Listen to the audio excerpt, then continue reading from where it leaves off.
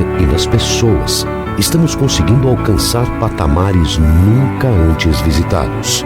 Somos o melhor e o maior hospital cardiológico de todo o interior e o terceiro do estado em números de cirurgia. E tudo isso só é possível graças a você, que trabalha diariamente para que nossos pacientes tenham o melhor atendimento da região. Santa Casa de Misericórdia de Campos, 230 anos e uma nova história.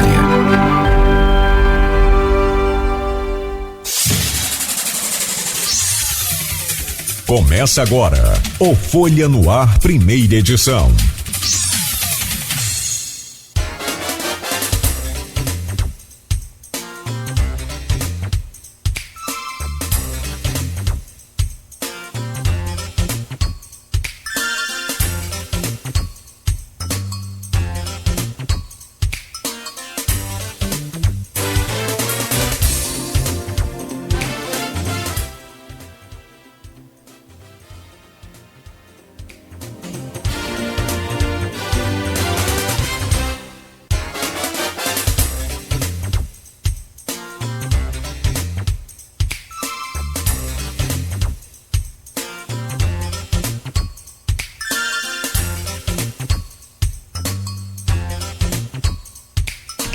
Terça-feira, 23 de agosto de 2022. Começa agora pela Folha FM 98,3, mais um Folha no Ar, primeira edição. Ao vivo em 98,3, emissora do Grupo Folha da Manhã de Comunicação. Ao vivo também no Face, no YouTube e no Instagram. Daqui a pouco você pode acompanhar esse programa em podcast e logo mais às 17 horas, reprise na Plena TV. São 7 horas e 7 minutos em Campos. Muito bom dia, sejam todos bem-vindos. Campos amanhece com tempo bom e a previsão é de tempo bom, mas segue o frio aí para hoje, segundo o Instituto Nacional de Meteorologia. Hoje, Campos com tempo ensolarado, máxima de 26, mínima de 15, agora faz 18 graus aqui no centro. Programa de hoje na bancada com Aloysio Abreu Barbosa, nós vamos trazer dois excelentes convidados. Igor Franco, especialista em finanças e professor da Uniflu, já traremos aí o seu bom dia, Igor, e também o José Alves de Azevedo, que é profissional de nível superior em ciências econômicas na UENF, né? E professor da Universo também. José Alves também, seja muito bem-vindo. Já vamos trazer aí o bom dia de vocês e olhando bem para a economia brasileira, o que pode refletir, né, nas urnas no próximo dia 2, daqui exatos 40 dias para o primeiro turno das eleições brasileiras. Então fique atento ao programa de hoje, vamos entender um pouco mais dos reflexos desses números da economia nos números exatamente das pesquisas. Os combustíveis, Auxílio Brasil e a economia na eleição de presidente será o destaque do primeiro bloco. E no segundo bloco, uma análise econômica do Rio de Janeiro, de Campos e da região. Em instantes, no oferecimento de Proteus, serviços de saúde e medicina ocupacional, com a qualidade certificada ISO 9001-2015, Unimed Campos, cuidar de você. Esse é o plano. Laboratórios Plínio Bacelar e Plínio Bacelar Vacina, uma clínica moderna especializada em vacinas, e o apoio de Green Energia Solar. Em destaque no portal folha1.com.br desta terça-feira, alerta máximo para risco de incêndio em vegetação no norte e noroeste fluminense. Há cerca de 15 dias o vice-prefeito nos concedeu uma entrevista aqui no Folha no Ar e falava que já havia 100 dias, né, sem chuva na região. Então são mais de 110 dias sem chuva, né, e o risco de incêndio é sim muito grande.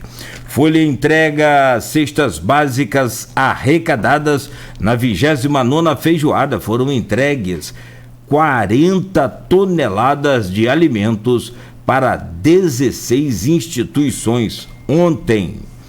Clube da Terceira Idade com nova unidade em Dores de Macabu. Procurador-Geral da Justiça do Rio de Janeiro em Campos hoje por Marcelo Lessa. O Luciano Matos de Souza vai inaugurar oficialmente a placa do prédio do Ministério Público. 12 detentos são flagrados com drogas no estômago em Campos. Presos estavam retomando de visita periódica à família do Dia dos Pais, concedida pela Justiça. Bolsonaro sai do JN sem perder ou ganhar eleitores. Está aqui no portal folha1.com.br. Candidato à reeleição, Jair Bolsonaro foi o primeiro entrevistado do Jornal Nacional. Hoje é o Ciro Gomes. Lula lidera mais, Bolsonaro cresce nos evangélicos, classe média e pobres.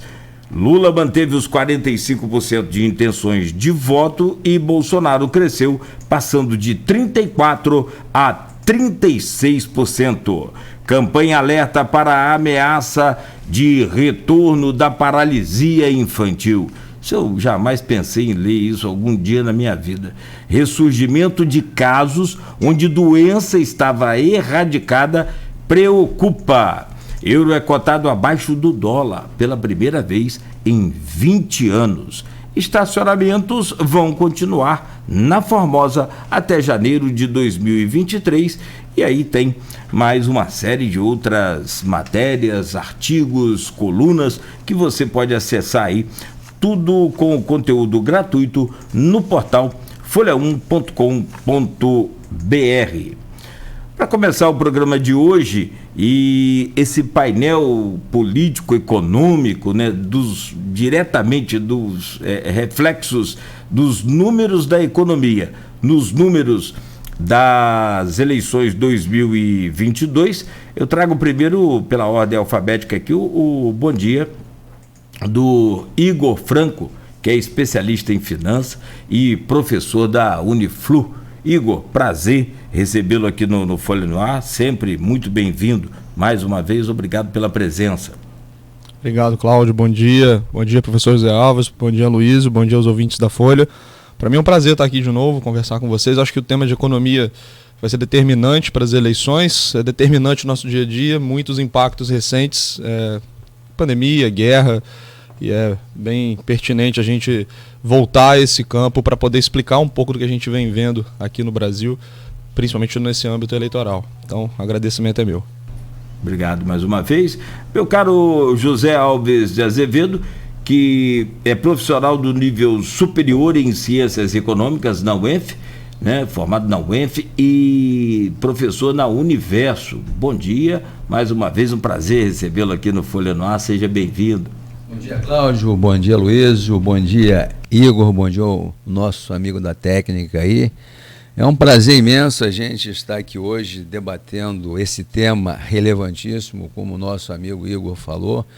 Economia sempre é instigante, sobretudo nessa conjuntura eleitoral e cheia de frisson, que é essa conjuntura brasileira, né, essa disputa polarizada, onde a gente vai ter oportunidade de esclarecer alguns pontos e aprender também aqui com os nossos debatedores, né? E com o mestre Aloysio, referencial jornalístico aí do nosso estado do Rio de Janeiro. Obrigado, Zé, pela presença. Aloysio Abreu Barbosa, bom dia. Depois de uma semana altamente numérica, foram 5 pesquisas divulgadas, com mais uma ontem, quer dizer... Se for fechar de segunda passada a segunda agora, foram 6 pesquisas. E uma, eu até comentava com você aqui em off, falar, Luiz, destrincha aí, porque tem mais de 120 páginas.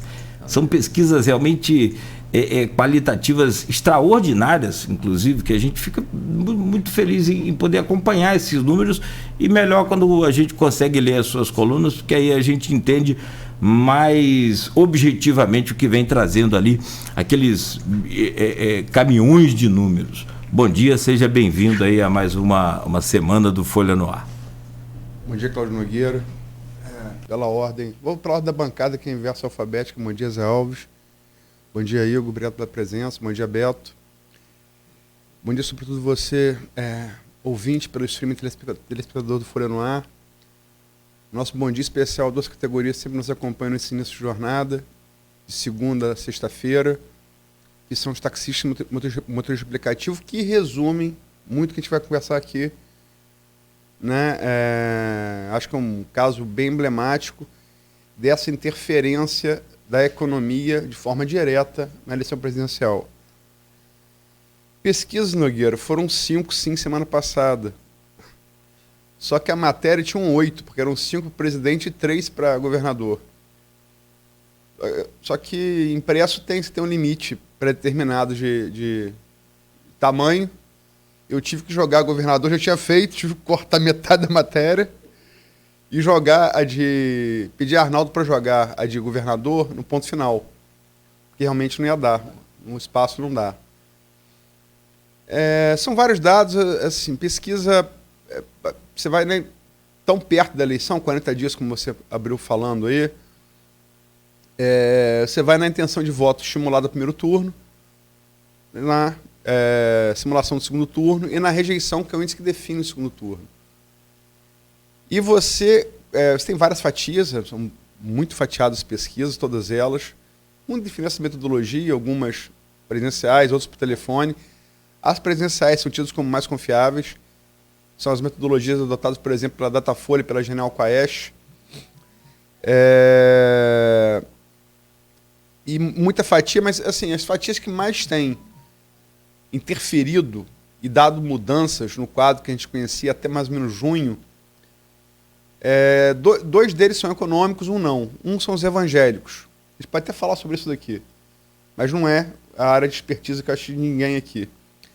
Né? Talvez um teólogo, um sociólogo, não é muito caso aqui. 2 outras não. 2 outras são eminentemente econômicas. Vou começar falando daqui na abertura que falei que os taxistas e motoristas de aplicativo resumem bem, porque a primeira alteração significativa das pesquisas, do que a gente conhecia até junho, vinha caminhando, né, Lula com uma diferença razoável de intenção de voto no primeiro turno, ganhando todas as faixas, Lula vinha ganhando todas as faixas. Até maio, junho, estava empatado em todas as pesquisas e evangélico. Começou a mudar evangélico, né? A gente pode falar sobre isso. Mas a primeira mudança assim, de cunho econômico e uma certa reação do governo no campo econômico, que eu acho que é o que a gente vai tratar aqui, foi essa redução de CMS, né? A fórceps aí, a gente pode discutir como é que foi e tal, o que isso vai implicar em perda de arrecadação dos estados, em educação, enfim, serviços públicos estaduais. E o primeiro pesquisa a registrar isso foi a BTG Pactual, que saiu ontem uma nova. De 25 de julho a 8 de agosto, ele está fazendo pesquisas semanais,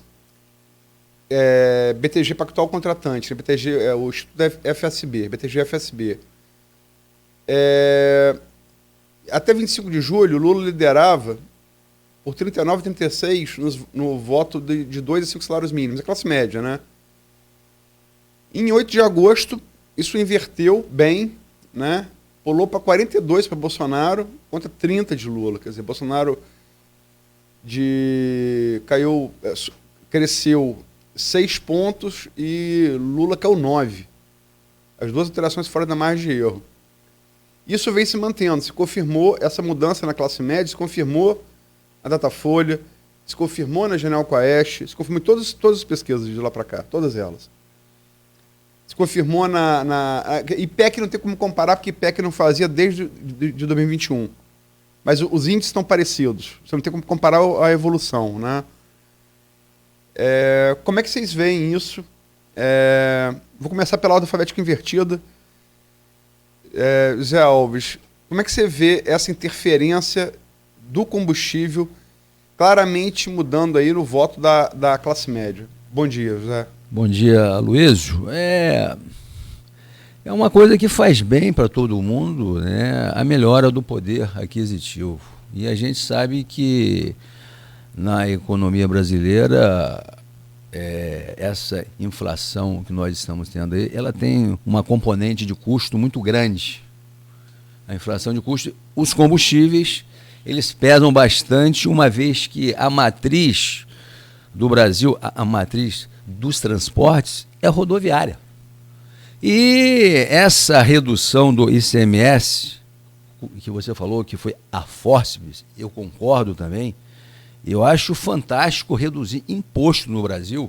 Uma carga tributária dessa temos que reduzir realmente, mas não dessa maneira, porque as consequências nas contas públicas serão muito sérias, tá? Agora, esse efeito a gente percebe que era já esperado e deveria ser maior, porque havia uma expectativa.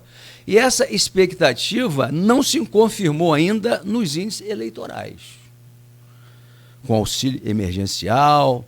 Mas eu diria que essa mexida aí do ICMS, ela vai melhorar os índices do candidato Jair Bolsonaro, porque nós estamos tendo na economia brasileira um surto de melhora. Por quê, Luísio? Porque no começo do ano, a gente tem que falar, foi liberado o Fundo de Garantia do Trabalhador, foi jogado dinheiro na economia, foi antecipado o 13º do aposentado do INSS. Então, esse dinheiro, esse refluxo de renda que começou a circular no primeiro semestre, ele começa a se refletir agora.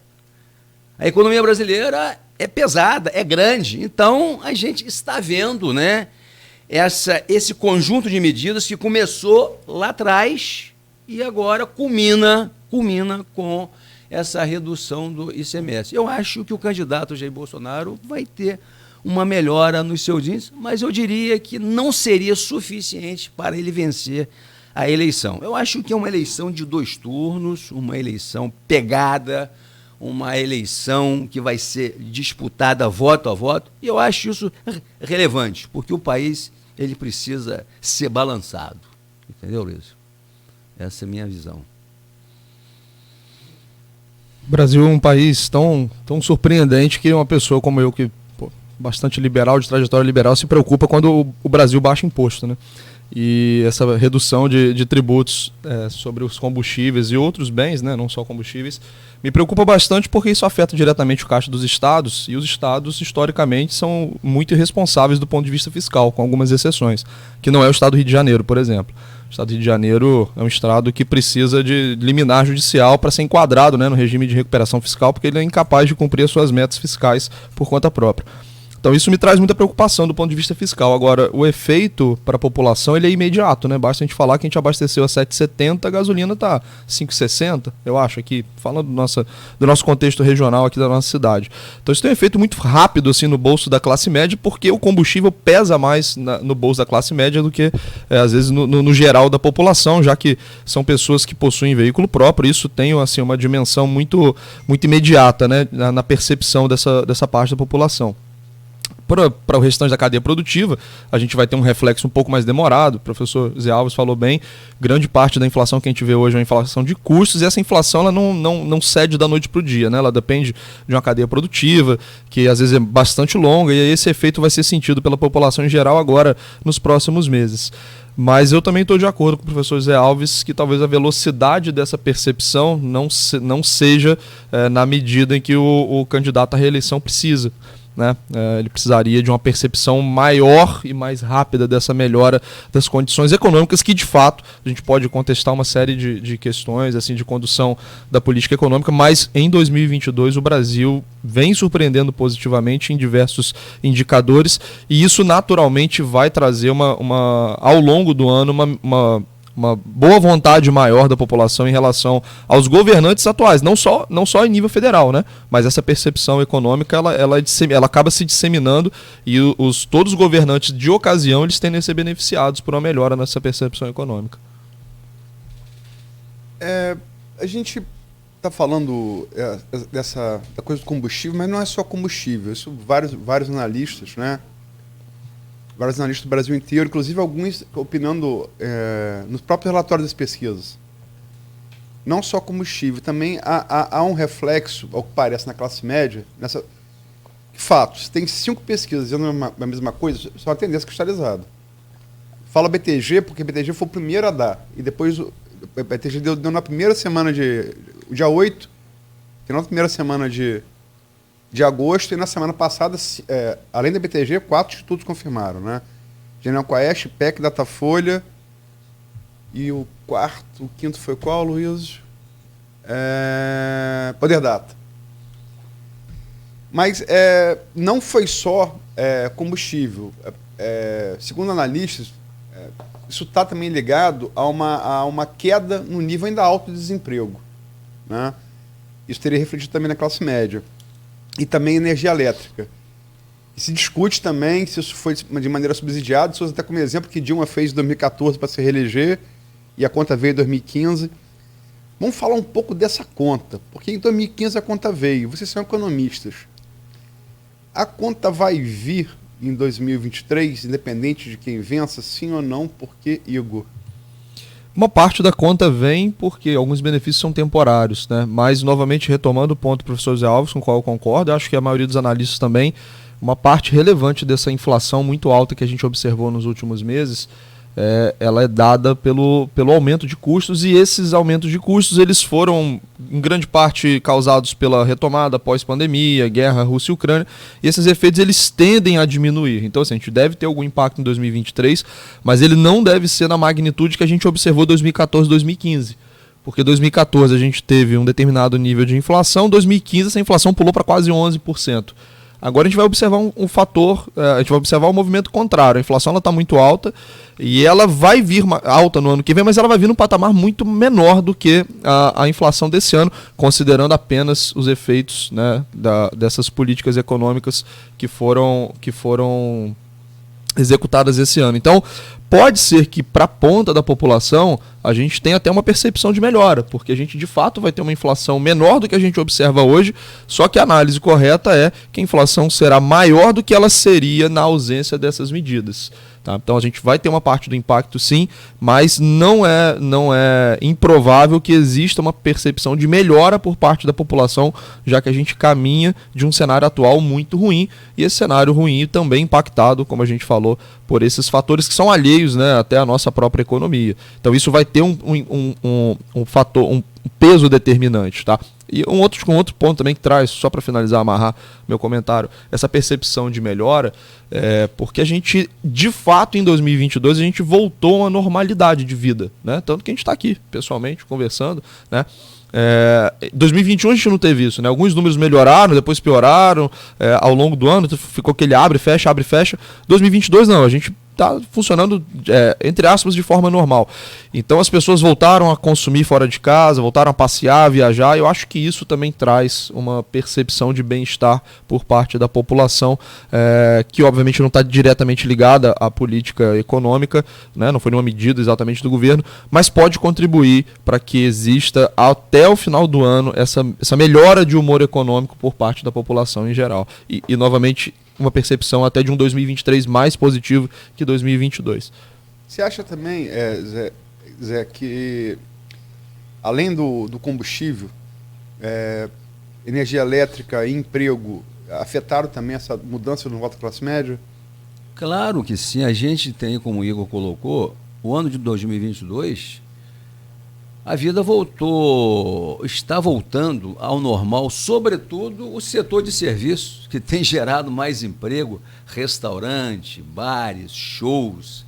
Então, esses eventos estavam suspensos lá atrás e começaram a ter uma dinâmica maior agora. Isso aí, obviamente, que melhora a percepção.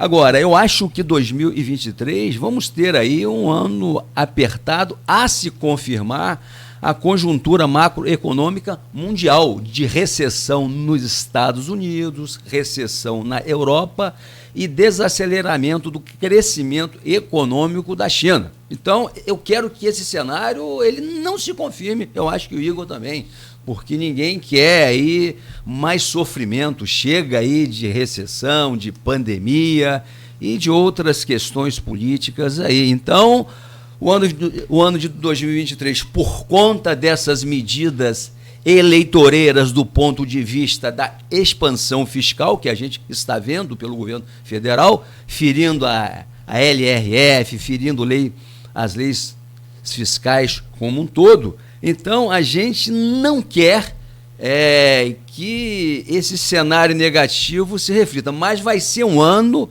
de ajuste das contas públicas, vença quem vencer, inclusive nos estados e nas prefeituras também, porque essa queda do ICMS, de uma forma que foi a fórceps, como você colocou, isso vai gerar uma consequência negativa nos municípios também. O Fundeb, por exemplo, ele tem 60% dele é ICMS.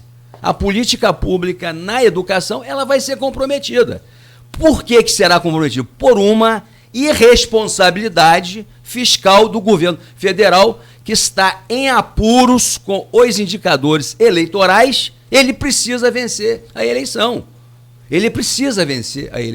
Entretanto, né, eu acho difícil, mas ele está jogando dinheiro no sistema econômico. Até o final do ano, essa PEC kamikaze, são quase, né, 40 bilhões. 41,2 bilhões. 41 bilhões, muito bem. É dinheiro pra caramba. Isso vai ter um efeito na dinâmica econômica. E melhora-se, os agentes econômicos sentirão essa melhora e vai ter um efeito sobre, né, a questão eleitoral. Só que esse pacote de bondade é até dezembro. Aí o pessoal fala, o auxílio emergencial subiu R$600. Mentira, subiu R$200. Por quê? O povo já recebia quanto? Recebia, né? Já R$400, não é verdade? E agora passou a receber mais de R$200. Então não foi um aumento de 600, um aumento de R$200. Então faz o efeito, só que a cesta básica está custando quase isso. Então são questões, são cenários que nós temos que analisar, tá certo? E eu acho o seguinte, encurtando a conversa, né? Isso vai ter um efeito sobre os indicadores eleitorais do candidato Jair Bolsonaro, sim? Vai sim.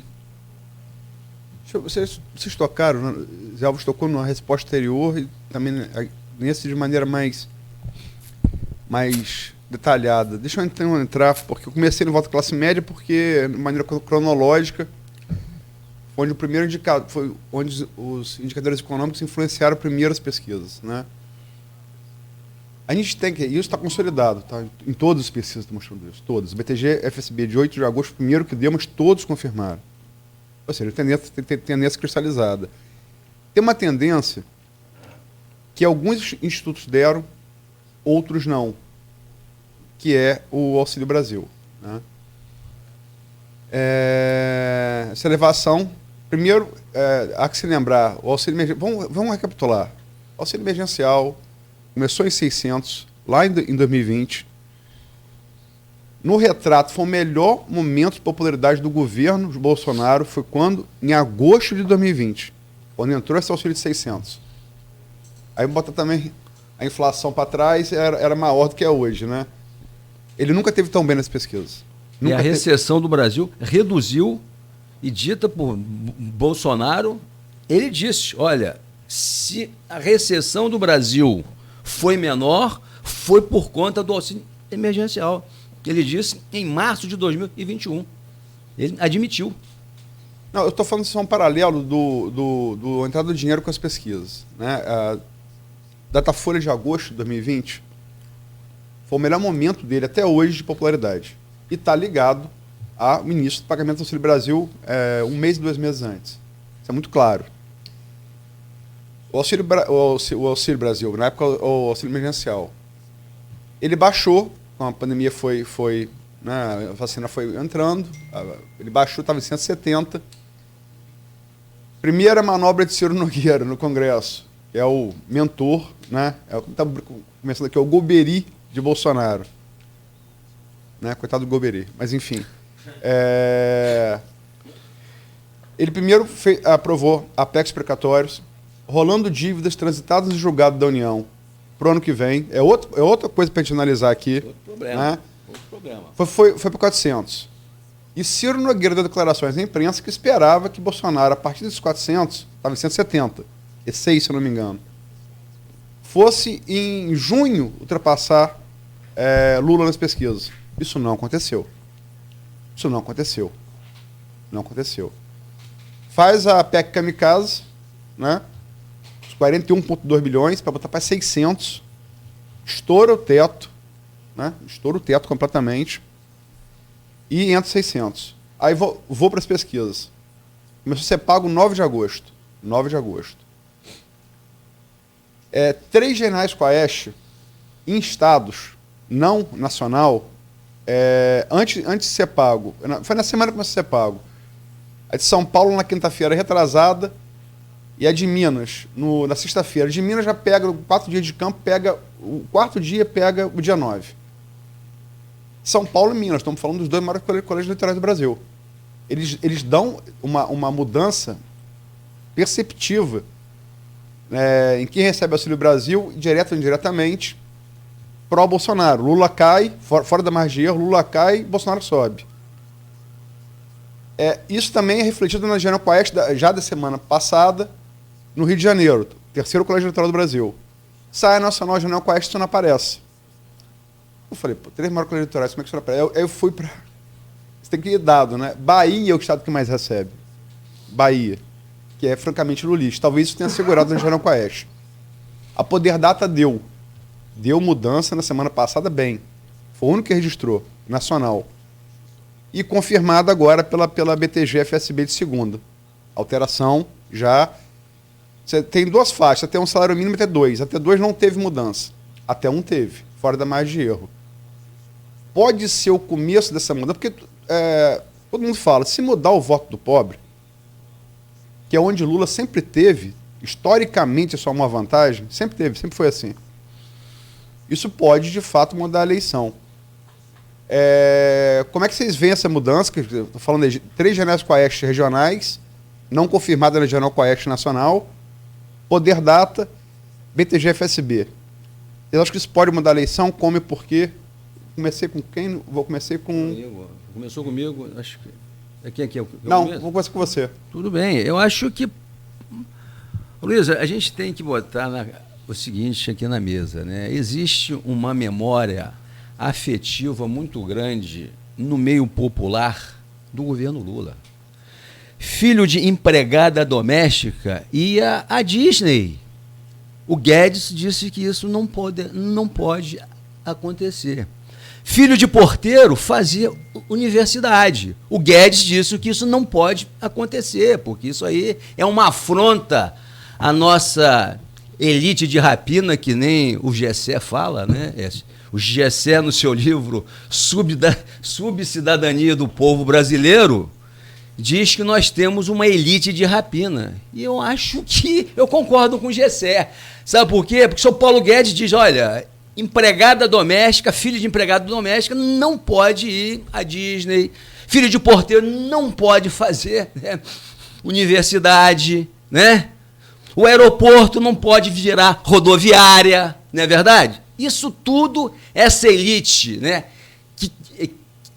que rapina o Brasil há muitos anos, né, faz isso. E o pior de tudo é que seu Paulo Guedes, ele tem dinheiro, 54 milhões, em paraíso fiscal. Nem ele acredita na política econômica dele. Se ele acreditasse na política econômica dele, Luiz, ele botaria o dinheiro aqui. Uma questão moral. Está declarado no imposto de renda? Tá. Uma questão moral. Eu sou ministro da Economia, eu com 9 milhões de dólares no paraíso fiscal e quero apontar o dedo, dizer não, porque o pobre ele tem que se virar. Eu acho o seguinte, vai haver uma pequena melhora nesses indicadores de Bolsonaro, nessa raia miúda, nessa raia popular, vai haver, mas a população pobre, ela é fidedigna, ela é leal àquele governo Lula, que tem que ser dito também. A política econômica era ortodoxa, né? Ele botou no Banco Central o Henrique Meirelles, ex-presidente do Banco de Boston, o xerife do mercado financeiro internacional. Muito bem? Fez uma política econômica ortodoxa, melhorou o Bolsa Família, que era do Fernando Henrique Cardoso, né? O dinheiro começou a circular na economia, todo mundo via, o povo era feliz, o povo dava risada, a gente viajava, não é verdade? Aí, mas vou dizer, mas o Brasil, mas acabou que no final, né, as contas públicas ficaram, né, desequilibradas, tal, né? O Brasil faliu. Se eu fosse falar em falência, né, os liberais faliram o mundo em 29 e faliram em 2008. E ninguém fala nada. Agora Lula, né, houve esse problema no governo Dilma, porque o Lula foi superávit primário direto. Superávit primário nos 8 anos dele. Houve a marolinha em 2009, né? Aumentou-se o gasto social naquele programa habitacional dele, como é que é o nome? Minha Casa Minha Vida. Minha Casa Minha Vida, segurou a recessão de 2009, que foi em torno de 2%, né? Em 2010, no último ano dele, o Brasil cresceu 10%, não, 7%. 7%. Muito bem? Então, quebrar o Brasil não vai quebrar nunca. Por quê? O Estado não quebra. O Estado não é empresa. O Estado não é empresa. Ele não quebra. Tudo bem? E o Delfim Neto sempre disse lá atrás, né? Dívida externa e tal. O Delfim Neto dizia o seguinte no passado, que dívida do Estado a gente não paga, a gente rola. Tá certo? Então, quebrar Estado é uma mentira, ao meu ver. É mais uma fake news. Tá certo? Então, eu diria que a população humilde vai haver essa mutação, vai haver sim, tá? Mas é muito pouco, que não será suficiente para, né, mexer na estrutura eleitoral dessa eleição a presidente da República. Só para fazer só provocações a Igor depois. Por favor. Não, porque eu vi ele. Igor questiona o Robesbal em história. Se questiona o Robesbal em história, rapaz, deu pena que ele fez isso com o João, João, infelizmente, falecido, porque eu queria ver o João passando por cima dele como Mike Tyson nisso de carreira em história. Não, isso foi final de carreira, então no início de carreira não precisava recorrer a isso não. Mas a lembrança dos Elvos do Gessé. E também falou, quero ver os liberais falando, então vamos botar o liberal para falar. E só para deixar claro como é democrático o espaço. Lógico. Eu sabia de antemão que temos um keynesiano aqui.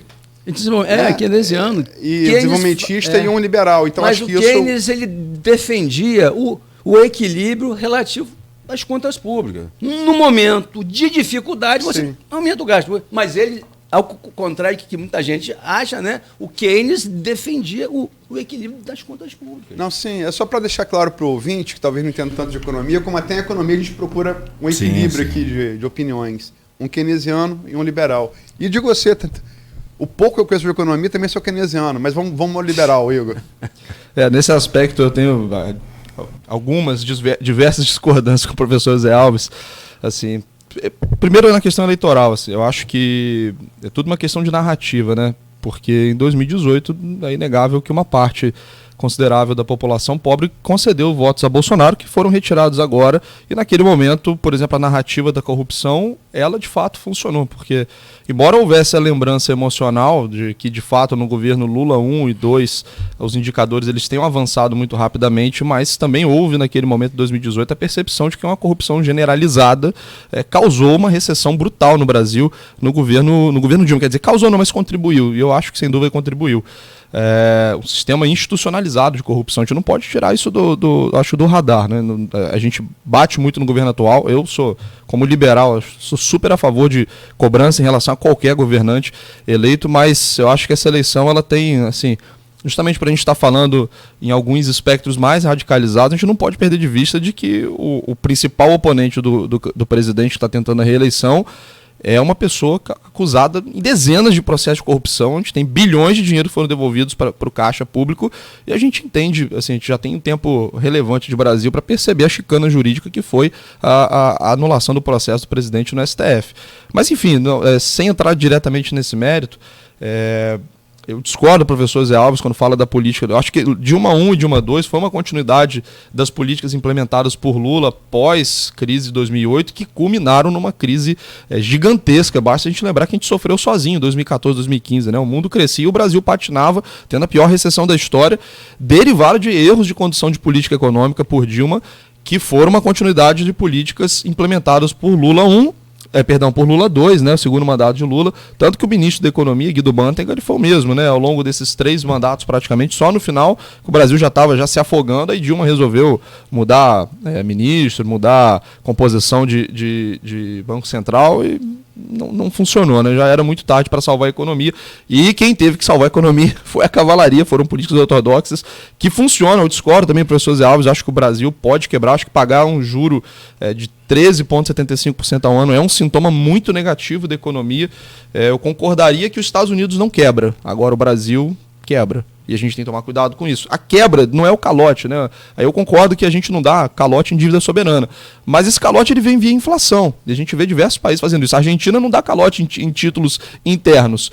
Mas a inflação na Argentina é galopante. Então, assim, nesse aspecto, tem só pontuando algumas discordâncias com o professor Zé Alves. Obviamente, respeito a opinião, não precisa nem reforçar esse ponto. Mas voltando para a questão eleitoral, aí eu acho que a gente tem que recorrer à pesquisa qualitativa para entender por que o presidente não cresce, tendo a percepção de que esse auxílio está sendo pago. Esse auxílio, obviamente, ele é num volume maior do que era alguns meses atrás. Então, mecanicamente, você espera uma percepção mais positiva da população. E entrando nesse aspecto qualitativo, eu olhei bastante para a pesquisa da Genial, e eles sempre fazem lives para explicar e tal, e o diretor da Quest, né, pesquisa, ele fala que na pesquisa qualitativa, as pessoas que recebem o benefício, eles identificam que foi uma iniciativa do governo federal, mas eles também têm uma opinião de que isso foi feito para fins eleitorais. Então, existe uma desconfiança em relação ao auxílio emergencial, ao Auxílio Brasil, ao aumento do Auxílio Brasil. Durabilidade também. Em relação ao prazo, pessoalmente eu sou a favor do aumento do Auxílio Brasil. Eu acho que, só para a gente ter uma dimensão, a gente gasta com previdência 10% do PIB. O Auxílio Brasil, esse ano, ele está custando menos de 1% do PIB. E o Auxílio Brasil, ele vai para famílias pobres, que normalmente têm crianças pobres, e eu acho que é surreal a gente, no Brasil, gastar 10% do PIB com pessoas mais velhas, que até por questões técnicas já muitas vezes constituíram um patrimônio. Tem pessoas na família que conseguiram ajudar na subsistência, e para as crianças a gente destina míseros menos de 1% do PIB.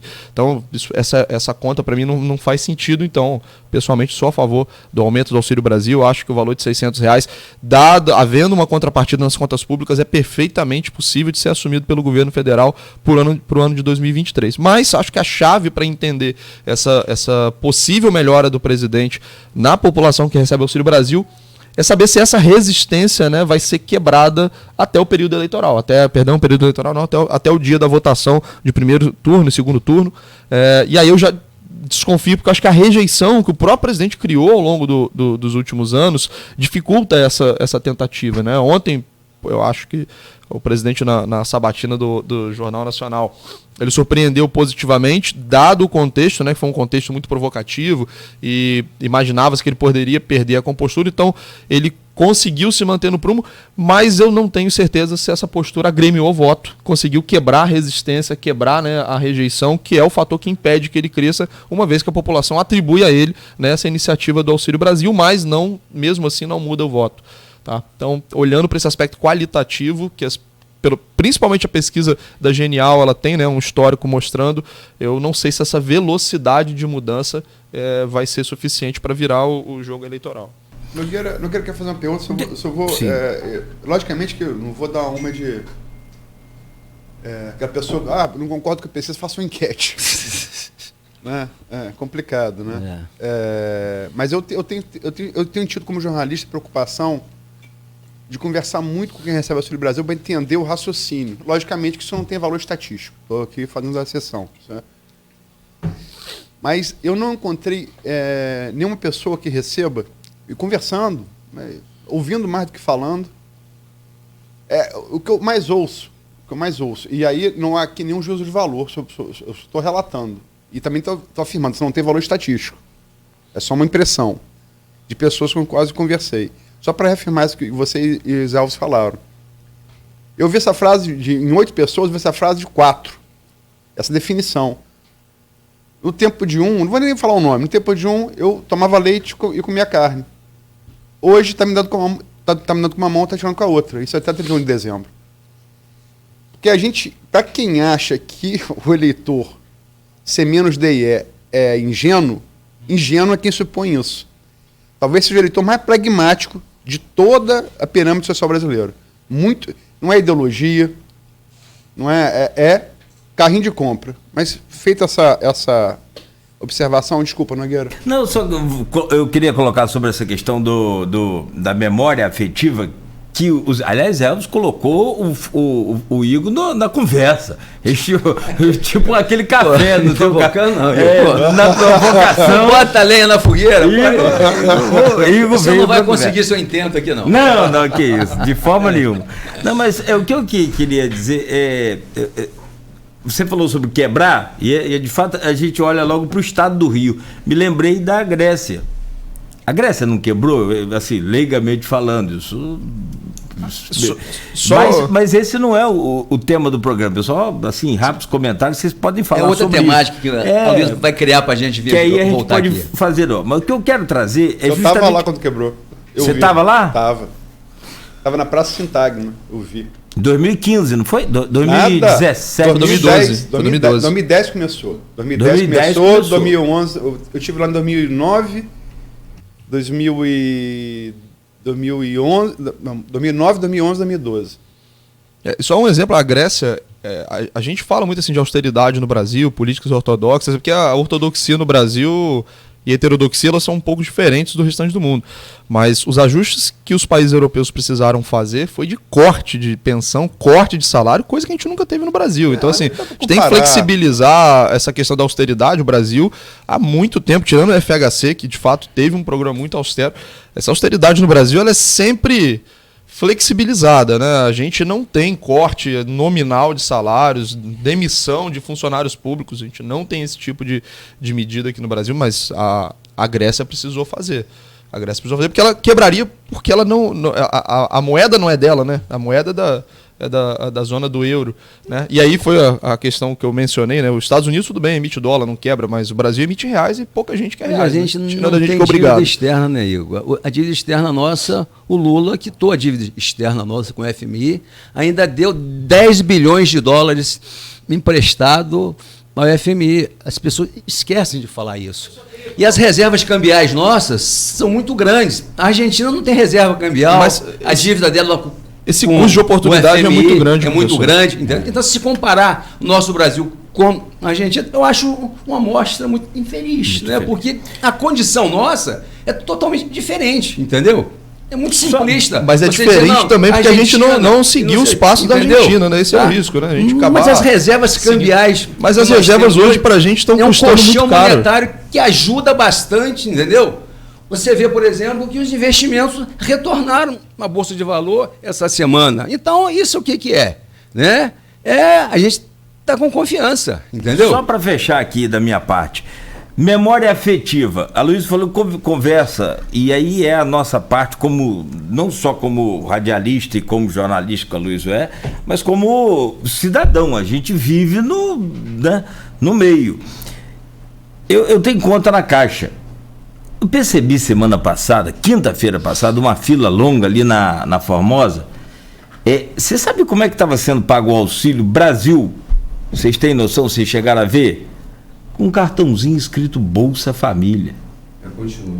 É novo tempo hábil, né? Então, não tem. E é isso que eu queria que vocês, por favor, analisassem para mim sobre memória afetiva. Foi você que citou que o Igor citou que o povo tem ideia realmente do que que o governo está pagando, que é um benefício temporário, tem isso também. O que essa memória afetiva pode implicar nesses números? Porque quem pagava o Bolsa Família era o Lula, e isso na época boa ficou para o Lula. Esse crédito aí, essa memória afetiva, nem para Dilma ficou para o Lula. Você acha que isso pode interferir? Não estou falando de um simples cartãozinho, mas é a memória reafirmada na imagem de um cartão. Assim, a gente, o ser humano tem muita dificuldade de notar pequenas diferenças, né, ao longo do tempo. Mas eu acho que o que o Aloysio falou é muito pertinente, porque de fato a associação nesse momento, dado que a inflação ela foi muito forte, ela ainda está muito alta, e ela, para a população mais pobre, ela ficou muito concentrada na parte de alimentação, e a alimentação é um pedaço gigantesco da cesta de consumo de uma família mais pobre. Eu acho que esse efeito de contraste ele tem um peso psicológico muito grande, porque quando eles olham, né, quando uma pessoa que tinha uma boa cesta de alimentação há alguns anos atrás, não necessariamente o melhor momento tenha sido exatamente no governo Lula, acho até que não foi, eu acho que algum ponto ali do governo Dilma, quando a gente olha principalmente em termos reais de crescimento econômico, a gente não voltou ainda ao patamar antes da crise de 2014, 2015. Então assim, mas quando ele olha para hoje a cesta de consumo dele depauperada pela inflação, eu acho que esse efeito psicológico é muito grande. E aí não vou nem entrar no mérito se é culpa do presidente, de quem veio antes, mas esse efeito analisado isoladamente, ele tem um peso muito grande. E aí eu acho que qualquer que fosse o candidato hoje seria prejudicado e qualquer que fosse o candidato anterior seria beneficiado. E aí só um parênteses muito rápido, quando o professor Zé Alves falou, né, da perda de arrecadação, só ligando esse ponto, os governadores não fizeram muita força também para poder segurar o ICMS, porque eles sabem que eles seriam beneficiados, né? Como eu falei, qualquer que seja o governante de ocasião, quando existe uma melhora de percepção econômica, naquele momento ele acaba sendo beneficiado, né? Então os governadores também não se mexeram muito para segurar o ICMS. Mas apesar dessa melhora recente, que eu acho que vai quebrar um pouco a resistência e vai conceder votos ao presidente que busca a reeleição até o momento da eleição, eu acho que talvez ela não seja na velocidade necessária, justamente por esse efeito contraste, né? Por estarmos há pouco tempo numa situação muito ruim, e aí você acaba fazendo, né, essa comparação com anos atrás, e aí sim o efeito contraste mentalmente para o ser humano ele tem um peso muito grande. Eu só vou, antes de passar a palavra para você, eu vou dar números, porque números de pesquisa, né? Poder Data, de comparativo de 4 de agosto a 17 de agosto. Recebe Auxílio Brasil. Eu falo Poder Data que foi o primeiro nacional que registrou a mudança pós-pagamento dos R$600. Em 4 de agosto, na Poder Data, Lula tinha 58% de ação de voto. Passou para 47%. Queda de 11 pontos. Queda significativa. Continua liderando, mas caiu bem. Bolsonaro, em 4 de agosto, tinha intenção de voto, quem recebe Auxílio Brasil, 25% de intenção de voto. Foi para 39%. 6 e 11, 17. Uma virada de 17 pontos. E a mais recente, BTG FSB, de segunda-feira, feita de sexta, domingo, últimos, que recebe Auxílio Brasil.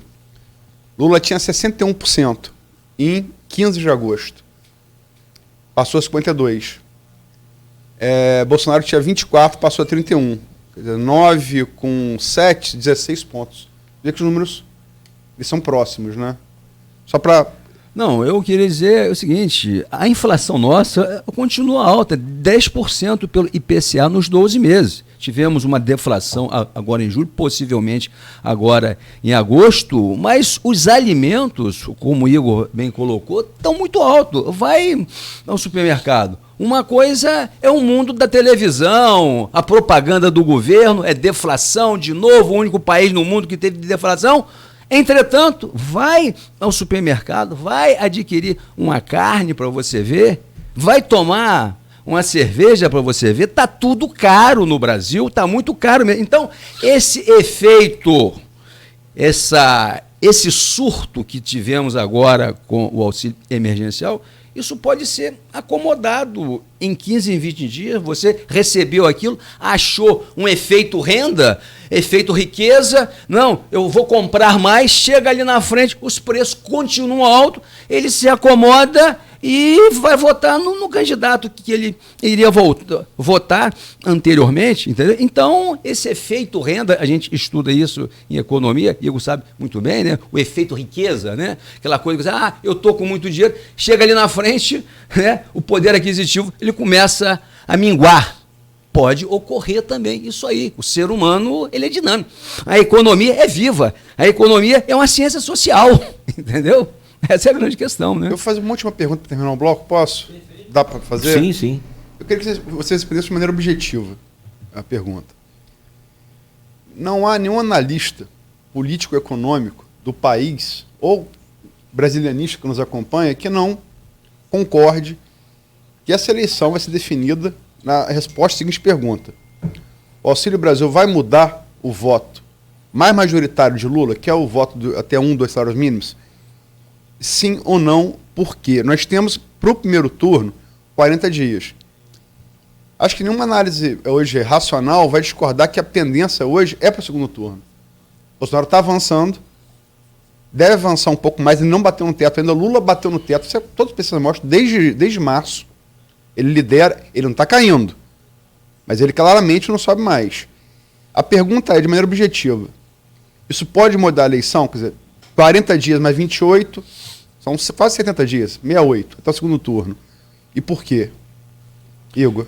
Eu acredito que, por parte do Auxílio Brasil, não vai dar tempo, por exemplo, de Bolsonaro superar Lula. Tá? Talvez ele encurte a diferença de uma forma que, no segundo turno, algum outro tipo de agenda consiga mudar o jogo e virar o jogo em favor do presidente.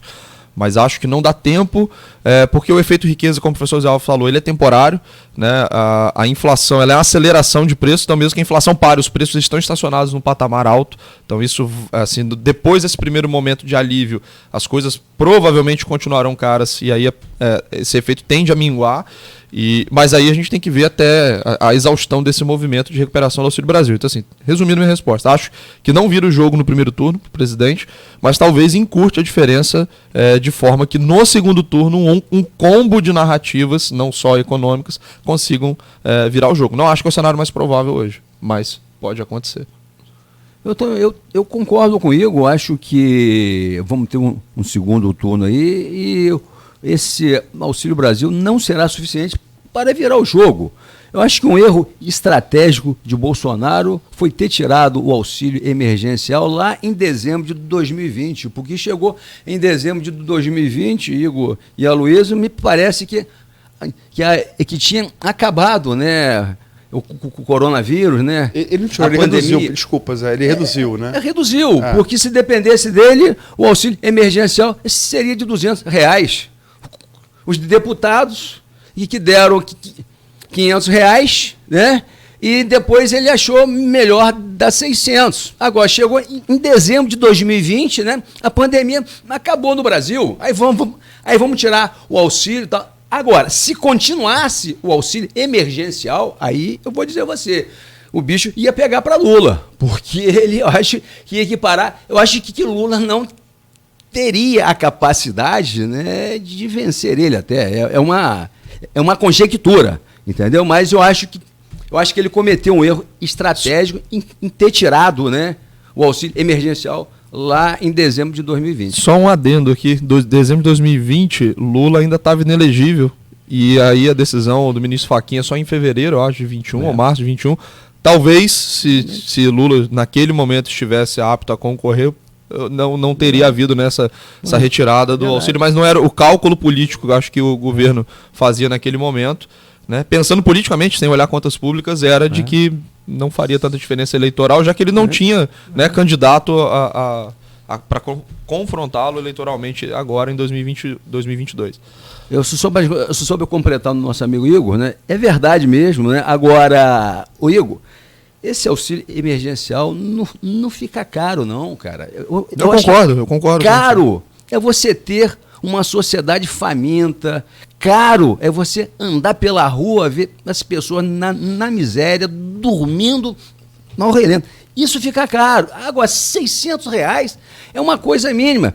A banqueiro, a gente paga mais de 200 bilhões de juros. A Banca Nacional, os bancos, rapaz, você abre os balanços, é só lucro astronômico. Aí olha o empresário aqui em Campos quebrando, o comércio fechando e os bancos tendo lucro. Isso é uma contradição para mim. Então, quando você dá R$600 a um pobre, isso vira consumo. Agora, se você der o risco ao rico, né? Isso vira o quê? Vira recurso no exterior. O rico bota o dinheiro no paraíso fiscal. E o pobre, ele bota no consumo. Muito bem? Então, não fica caro. No meu sentido, não fica caro. Eu acho que fica caro, sim. As pessoas com fome, uma sociedade em dificuldade, isso que é caro para a gente. Isso que eleva e envergonha todos nós que somos brasileiros. Só para registrar aqui, acabar o bloco, tem participação de... Eu fiquei olhando aqui... Sim. De muitos ouvintes. Engajamento aqui, muito bom. E tá bem aqui... Está mais acirrado que o keynesianismo de Zé Alves e o liberalismo de Igor. Até gasguei aqui. Não, você falou que Cláudio Nogueira não ia conseguir, mas aqui eu acho que Cláudio Nogueira conseguiu. Conseguiu aí? Mas deixa o povo você bater. Você está polarizado. Aqui a gente não está polarizado, não. Pode ficar tranquilo. Mas obrigado pelos comentários. Bom, muito bom, Luiz. Você fez sim o que a gente tem que fazer aqui. E eu também reforço, assino embaixo aí, pego o carona do que você falou, agradecendo a todos. O espaço é democrático, e aí você vê, não tem nenhum corte aqui da mediação da página, porque não tem nada fora não tem fake, não tem ofensa, não tendo essas coisas. Isso é bonito, né? Fica. E aí sim é o que a gente precisa, né? É esse que, já que está tão polarizado, não tem jeito mesmo. Então vamos manter um debate de nível elevado, né? Não vamos desagregar, não vamos criar problemas até com familiares, pelo amor de Deus. São 8h07. Se deixar esse bloco de economia, a gente faz uma semana de programa, né? Evidente, né? Ainda mais com os dois aí que conhecem, que sabem que tem dois pensamentos, né, diferenciados e que defendem inteligentemente os seus pensamentos. Mas eu peço licença a vocês. E a Luiz, é você que está nos acompanhando, continue aí nos acompanhando, é um rápido intervalo para a gente trazer essa conversa aí, como diz o Capi, sempre lembrado aqui pelo Aloísio, para o nosso canavial, que é a economia do estado do Rio, a economia de Campos e da região. Teve um industrial agora recentemente que falou aqui que a economia está bombando, né? Parafraseando o Guedes, que falou que a economia está voando. Frederico que Paes. Foi o Frederico Paes. Voando em asa deltas, na visão do Guedes. Está voando avião a jato, eu diria, em asa delta, né, doutor Guedes? Porque, poxa, né? Daqui a pouco... É 1% do PIB esse ano, no máximo. Daqui a pouco Igor bota uma turbina nessa asa deixa delta. Me permitam então um rápido intervalo comercial e a gente volta com esse programa, o Folha no Ar, que tem o oferecimento de Proteus, serviços de saúde e medicina ocupacional, qualidade certificada ISO 9001-2015, Unimed Campos, cuidar de você. Esse é o plano. Laboratórios Plínio Bacelar e Plínio Bacelar Vacina e o apoio de Green Energia Solar.